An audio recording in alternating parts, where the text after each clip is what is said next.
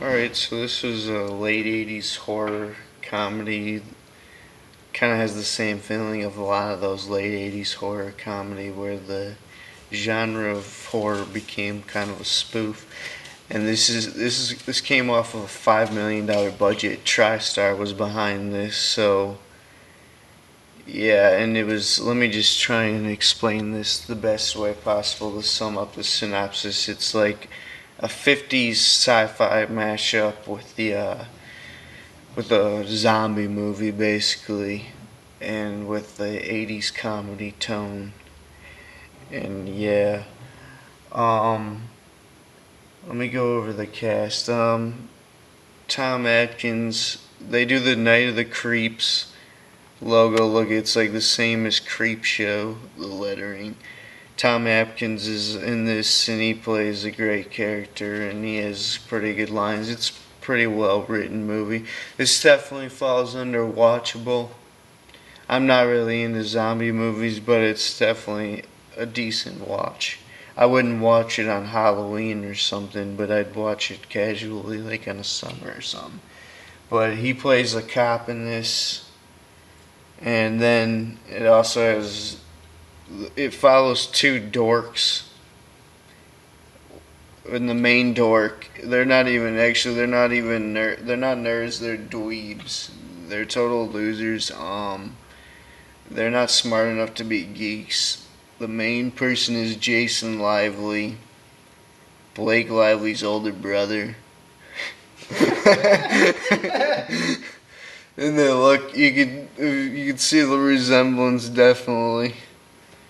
She's a legend. He's a total loser though, but the Hollywood entertainment business runs through their veins, so she had an easy into the Hollywood industry. So anyway, let me sum this. The opening scene is dope. It's like in the aliens, and they're dressed up. It's like midgets in alien '80s alien suits, and they're like shooting each other. It's so dope, and that's the. It's like a combination of like Slither. It's like this Slither experiment, and it gets like shot down. The canister gets shot down. And it looks like a lightsaber from Star Wars, and it comes down in the '50s. So that brings in the '50s sci-fi movie craze tie-in, and also it has a subplot of a psycho killer was out that night, and it's like this couple out at Mount Hump, like after like listening to malt shop oldies, and they like get contaminated, and so then the school ends up covering it up, and they end up freezing his body in like the hydrogenics chamber in the basement for the biology, and it gets frozen until the '80s, until we meet the main cast who I was talking about, Jason Lively, the two nerds, and they uncover it and they unleash the slither freaking things that are eating people and turn them into zombies. The '80s effects are great. For $5 million budget, it better be great. That's a lot of money for a horror movie, even like especially back then. It's a lot of money for a horror movie, especially a horror comedy, and it only made like a $500,000. I bet a lot of kids who were like kids in the '80s watched this, but not that many teenagers who grew up in the '80s probably watched it. But anyway, it's like it like the Slither thing, they possess the dead, and it even like goes to like this psycho killer's dead body and like possesses him and wakes him up from the dead zombie style. The makeup was great, and they like even possess like dogs and cats, like Pet Cemetery style.